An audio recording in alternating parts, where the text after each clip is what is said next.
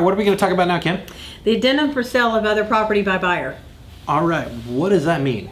That means that the buyer has another property that they need to close and fund on in order to purchase the new property. Okay, so this would be a contingent offer. It would be a contingent offer. Okay, so let's walk through and figure out how exactly we would need to fill this out. All right, so it clearly states on paragraph A is the contract is contingent upon buyer's receipt of proceeds of the sale of the property and that is the property that they need to sell in order to buy.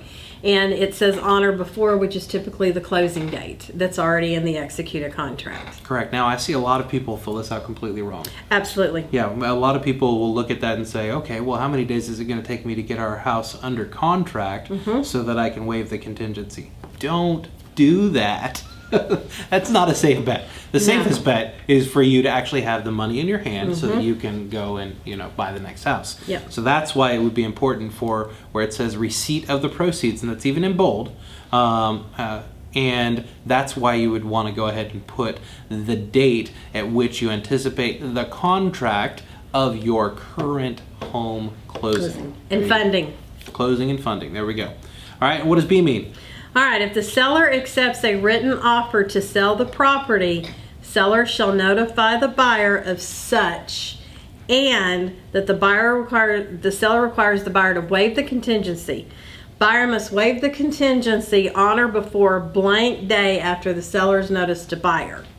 So this is if somebody else comes in with an offer, right? So yes, so if that second offer comes in and it's executed as a backup offer, there we go. then you can try to knock out the first offer. Okay, and this just gives them the ability to waive that person, right? That is correct, within a certain amount of time. So I'll tell you. What is a good amount of days to put there? If you're the buyer's agent, as many as you can get away with. Of course. If you're the seller's agent, you don't want more than 1 or 2. Yeah, exactly. Because so many times, especially if it's relocation buyer, they don't have days to wait. Correct. All right, so paragraph C here, it says, buyer may waive the contingency only by notifying the seller of the waiver and depositing blank with escrow agent as additional earnest money. So this is where if you are going to waive the contingency, they want you to have a little more skin in the game. So you're going to put additional earnest money here. Now, what do you normally see for that? Okay, you need to make it sting. Yeah. Because nowhere in this addendum does it say that buyer has to prove they can waive the contingency. Correct. And so a buyer could gamble.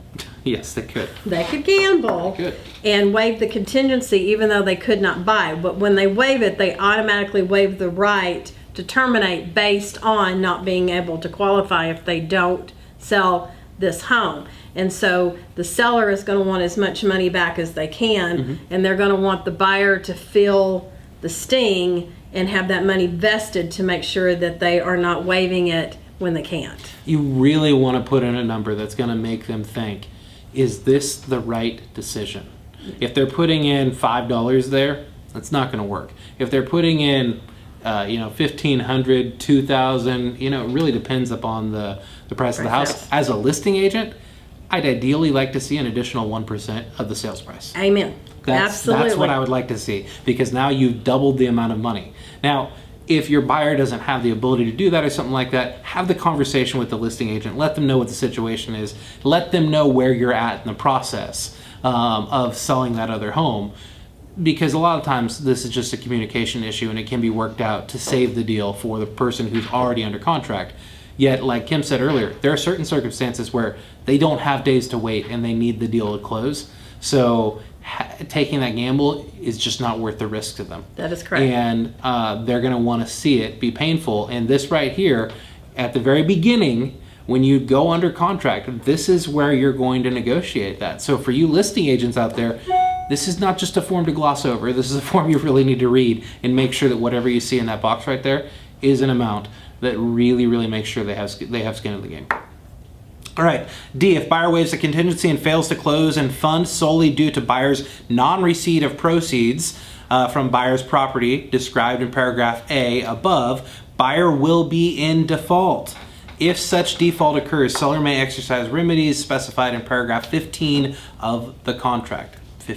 Paragraph 15 of the contract is default, and it talks about specific performance and things like that. go and take a look at it. We also talked about it in a previous video if you want to go back and watch that. And then paragraph E, for purposes of this addendum, time is of the essence. Strict compliance with the times for the performance stated herein is required. So paragraph E is referring to paragraph C. Paragraph E is required to paragraph B, where you put the amount of days in there. And you got to comply with those days there.